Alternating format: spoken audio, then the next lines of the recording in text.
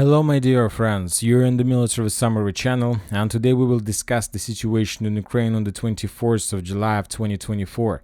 Today we have a lot of very interesting updates, so let's start. And first we're going to talk about the Black Sea area and about the southern part of Ukraine.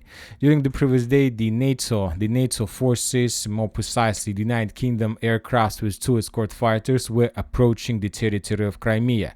The Russians were forced for that to launch their own fighters, their own Su-27 fighter, with the purpose to stop the United Kingdom aircraft, the NATO forces, and to force them to fall back. And as a result of this approach, the NATO aircrafts were forced to fall back from the Black Sea. Furthermore, we have additional updates from the Black Sea that was published by the Ukrainian forces, by the Ukrainian sources. There are 2 missile carriers of the Russian armed forces in the waters of the Black Sea, one underwater and one surface. The maximum possible volley is 12 caliber cruise missiles. So the Russians answered the Black Sea probably with the purpose to begin a massive missile strike over the entire territory of Ukraine, which most likely will start very soon, and which most likely will be the beginning or the preparation before the beginning of another Russian greatest offensive operation, where exactly we will discuss during the video. Furthermore, we have additional information that we received from the southern part of Odessa region. In this photo we can see the fire anomalies in the city of Ismail, the city that is located on the border with Romania, that Ukrainians are using as a, let's say, military hub. The Ukrainians are getting weapons exactly through this port and through this territory. And during the previous night, the Russians conducted massive drone strike. The Russians destroyed some warehouses, ammo depots, maybe fuel depots. There were very heavy explosions. According to information we have, the Russians were bombing this territory with Geran drones. Furthermore, according to information we have, very heavy explosion took place in Nikolaev area.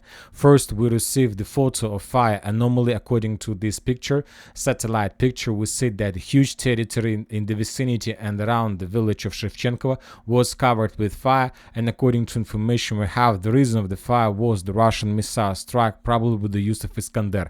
As a result of strike of Iskander, most likely the Ukrainians lost maybe air defense system or maybe some warehouse with ATACMS missiles that Ukrainians were planning to use in the very near future. Summarizing everything, we can make the following conclusion. For some reason, the NATO aircrafts were approaching closer to Crimea, trying to get as much as possible intelligence information. The Russians answered the Black Sea with the caliber carriers. Furthermore, the Russians destroyed significant number of ammo depots or fuel depots in the southern Odessa area, and the Russians destroyed something in the vicinity of Nikolaev, the area that Ukrainians were used in the past to attack Crimea with ATACMS and HIMARS and different types of missiles. So something very big, something very huge was planned by the Ukrainians in this area, but most likely the Russians managed to break the plans of armed forces of Ukraine. Now let's move to the line of combat contact, but before we start discussing the situation on the ground, I would like to share with you, to give you my opinion. According to my understanding of the situation, currently on the 24th of July of 2024, the situation of inside of armed force of Ukraine along the line of combat contact is the worst ever since the beginning of the special military operation. Even in 2022, when the Russians just began this special military operation, when the Russians were moving without any resistance towards Kiev through Sumy and Chernihiv, while the Russians were moving from Belarus to Kiev as well from this direction, the situation wasn't so difficult and wasn't so bad for the Ukrainians in comparison with the situation that currently we can see on the line of combat contact. Now let's talk about this in details, and to discuss the situation in South Donetsk direction, I would like to share with you the posts that were published by pro-Ukrainian sources, by 79th Air Mobile Brigade. We often use their posts to understand the situation on the ground. Today they published a lot of information, so let's discuss the most interesting ones. The Russians are advancing on a broad front towards the Vuhledar-Constantinivka highway. In many places, we no longer control the road due to the activity of the Russian diverse and reconnaissance groups. Plus, the track is under fire control. The main road they're talking about, the supply has been disrupted. So, according to them, according to 79th Brigade, they just confirmed the information that we've been discussing for the previous few days. If you remember, just yesterday, some pro-Ukrainian map mappers have adjusted their map, and they colored this part of TO524 road under complete Russian control. But we discussed the situation also. We were talking about that the road wasn't captured by the Russian regular army. The road was cut by the Russian sabotage and reconnaissance group that, according to information we have, managed to dig much deeper inside the Ukrainian defense belt. And now, according to information we have, the Russian reconnaissance and sabotage groups are walking very deep inside the Ukrainian defense belt between the villages like Konstantinivka, Constantinivka, and Vodyana. So the Russians are somewhere here without any resistance from the Ukrainian side. The Ukrainians decided to answer the cities, to lock the cities from inside, and to wait their own destiny. Now let's talk about Constantinivka and about another very important post that was published by them. Let's take a look at the post. The week-long post ended with the brutal art preparation of the Russians in Constantinivka. So the Russians began a very powerful artillery preparation. Since the night, the Russians have been covering the squares with the dense fire, so that we have dozens of that missing and 300. 300 means wounded. Panic began on the outskirts of the village. So as I understand, they were talking about southeastern part. The only thing is that there were no harsh assaults, but we have lost the objective control, and most likely, the Russian forces are already in Constantinivka. A very difficult time is coming for 79th Brigade, for our brigade. So according to this piece of news, during the previous night, the Russians conducted massive missile strike, artillery strike all over the entire Constantinivka. Then the Russians launched not an offensive, but first the Russians sent sabotage and reconnaissance group. And in this post we've just read, most likely the Russians established a very control over a very big territory, over a very big part of Constantinivka, and maybe this part of the village is already either in the gray zone or under complete Russian control. Once again, the situation for the 79th Brigade and for this defense belt is becoming vital. And we have the final post of the same brigade for today. Judging by rumors, the most powerful, experienced pencils are sent to units in the Kharkiv region for counteroffensive. Pencils is the Ukrainians are calling the recently mobilized soldiers due to their haircut. I'm thinking about which units to remove from other directions in order to transfer these and supposedly organize a fiery offensive. Along the front line is in almost all places we are barely holding on the retreating. An image victory in one place will bring serious problem to all sectors of the front. How can you not understand this? So that was an act of a voice of desperate of the 79th Brigade, because they understand that the Russians are about to defeat the Ukrainians completely in this area and to force them to fall back. So the situation is very critical, and you know that when talking about this part of the special military operation, for example, it's already third year in a row, and sometimes some part of the special military operation was the part of missile strike, energy facilities. The part was of FPV drones. The first part was who had beta artillery. The second part was about stormtroopers. So different parts of the special military operation, and in different parts of special military operation there was the clashes between different types of forces: missiles, rockets, long range artillery, FPV drones, and so on. And who wins this or that part wins the entire, let's say, summer, autumn, spring, or winter military campaign. But as for summer military campaign, we can make a conclusion that the Russians are showing us very good prepared sabotage and reconnaissance group, and the advantage that the Russians are showing right now on the ground probably for 60-70% belongs to the Russian forces who are operating in the deep rear of Ukrainian forces. The Russians are sending sabotage groups for 3-4 soldiers deep inside of Ukrainian territory. They block the roads, they block supply roads, they establish sniper positions, mines. They're hunting the most important after and for Ukrainian FPV drone operators. And while the sabotage groups are working in deep rear of armored forces of Ukraine, the main Russian forces are moving towards these sabotage groups. So very interesting part of the special military operation. It's complete classic war conducted by the Russian side, and it's very interesting how this part is going to be finished. Now let's move further and let's talk about the western Avdiivka direction, where we also receive significant number of details and updates. And the most important updates are coming from Novoselivka Persha. This morning, the previous update, we were talking that the Russians captured the farms and the southeastern part and the central part of the village. And today, right before we start making the video, the Russian forces published the video where we can see a raised Russian flag above the most southwestern building in this village, which confers complete control by the Russians over this territory. Currently, the Ministry of Defense of Russian Federation still haven't provided or confirmed this information, but the video was published much after the Ministry of Defense published their post, so most likely tomorrow or the day after, the Russians will confirm this information and this territory will be captured by the Russians official, let's call it like this.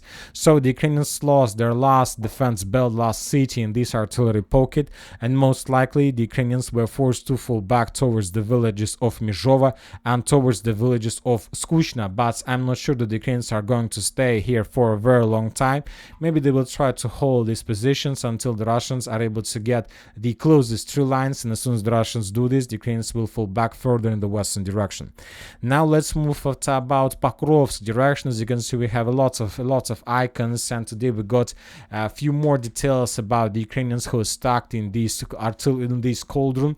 I'll remind you that two companies were captured, were in this small cauldron. The Ukrainian military authorities didn't give them order to fall back, and furthermore, the Ukrainians are saying that the military authorities of the armed forces of Ukraine expect that these soldiers will fight till the last soldier, and they will try to, by their own bodies, by their own lives, they will try to slow down the Russians as long as possible until other Ukrainian forces will be able to regroup and to prepare the second defense belt already in Pokrovsk direction.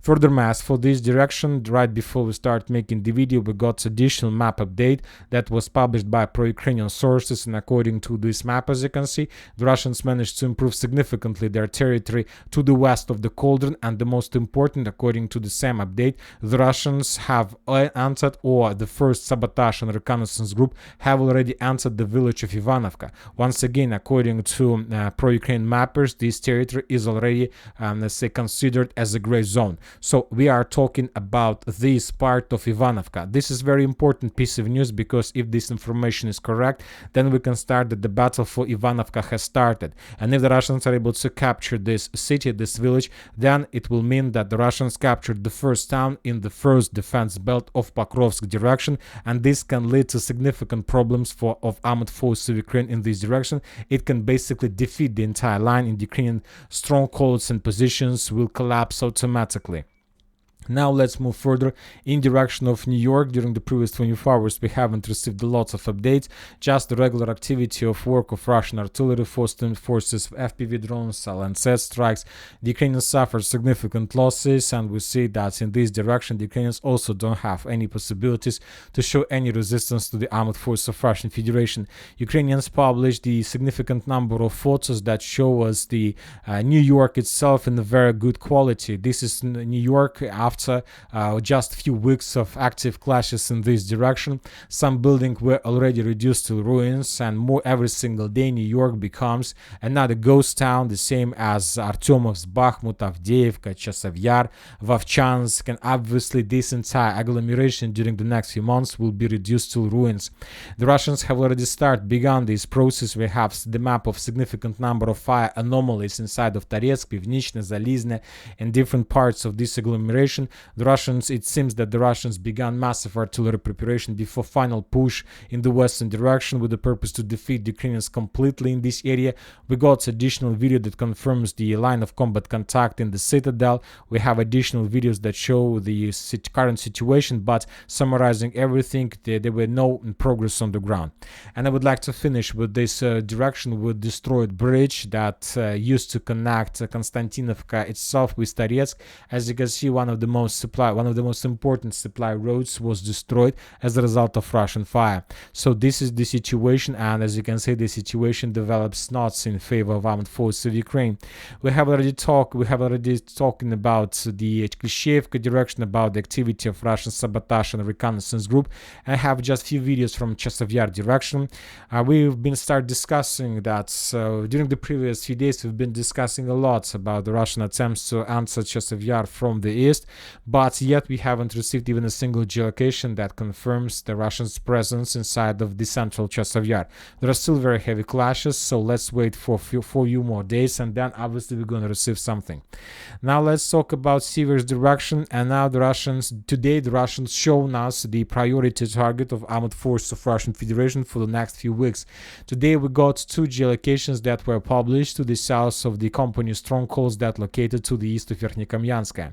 In this video we can see the tree line that was bombed and attacked by the Russian aerospace forces with FABs. Heavy explosions, secondary detonation, the Russians began clearing this tree line. A little bit further in the eastern direction we have another video. In this video we can see the Russian FPV drone flying above another Ukrainian tree line, and how the Russians were bombing and attacking the Ukrainian positions, trying to clear this area before further assault operation that the Russians are about to conduct. So summarizing everything, we can make a conclusion, and based on this geolocation we can make a conclusion that the Russians are planning to move along the eastern line, and then the Russians are planning to turn in the northern direction and so attack this stronghold from the southeast. According to FAB strikes, we can make a conclusion that after Ivanodarivka, the Russians are planning to move in the northern direction and also to attack the same stronghold, but this time from the southwestern direction. Of course, for these purposes, first of all, the Russians need to find a solution how to capture these tree lines, these forests that are located in a very good position for defense. And of course, if the Russians are able to bypass this forest and if they're able to start moving towards the stronghold, most likely the Russians also are planning to begin offensive from the northern part. So summarizing everything, this is the first priority for the Russians for the next 2 weeks, to capture the strongholds, to capture these strongholds to the east of Verkhnyokamyansk, and to begin the battle inside of Verkhnyokamyansk itself with the purpose to attack Seversk from the east using the shortest way of attack. Now let's move to Kupiansk area. On the southern Kupiansk direction we have the video that was published by the Minister of Defense of Russian Federation. The Russians stated that in this video we can see the temporary position of FPV drone operators of 63rd Mechanized Brigade of Armed Forces of Ukraine. When the Russians discovered the concentration of these FPV drone operators, they attacked this territory with Iskander, and as a result of Iskander, the entire building, the entire block was erased, reduced to ruins. The Ukrainians most likely suffered significant losses.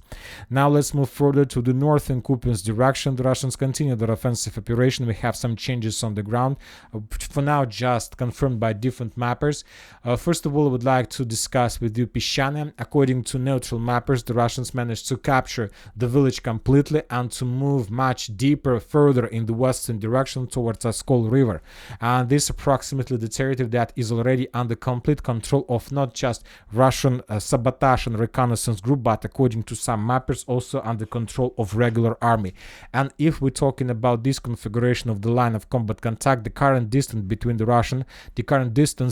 current Russian positions and the village itself, the nearest village itself, is around 3,800 meters, so 3 kilometers and 800 meters, so it's already nothing.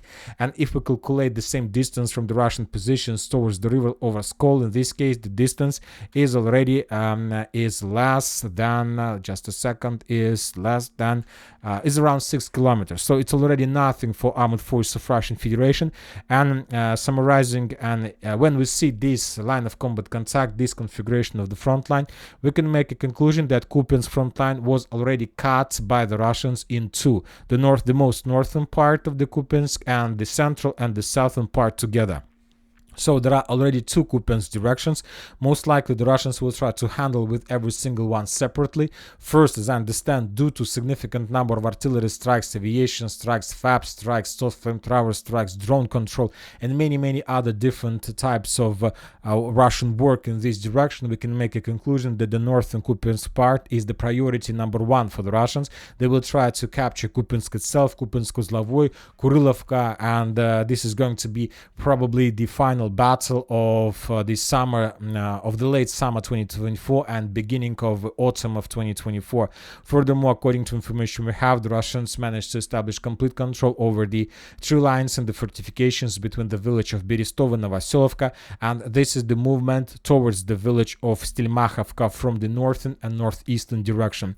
As you can see, everything is collapsing from the Ukrainian side. I don't see anything that can tell us that yes, despite the difficult situation, the Ukrainians are going to stabilize the situation, nothing special. No, I see just collapse, I see panic, I see that nothing the Ukrainians can show to the Russians, nothing, and basically we can make a conclusion that Ukrainians are afraid of even fighting sometimes with the Russians under the open air. They prefer to stay in the building, they prefer to stay in the basement, not to make any unnecessary attempts to attack. For them it's better to wait, and if the Russians are getting closer, to fall back towards more reliable positions where they can start everything from the beginning. First to wait, to win, and then to fall back further. And this is the situation in this direction. Now let's move to northern to the Kharkiv area. We have lots of very interesting details.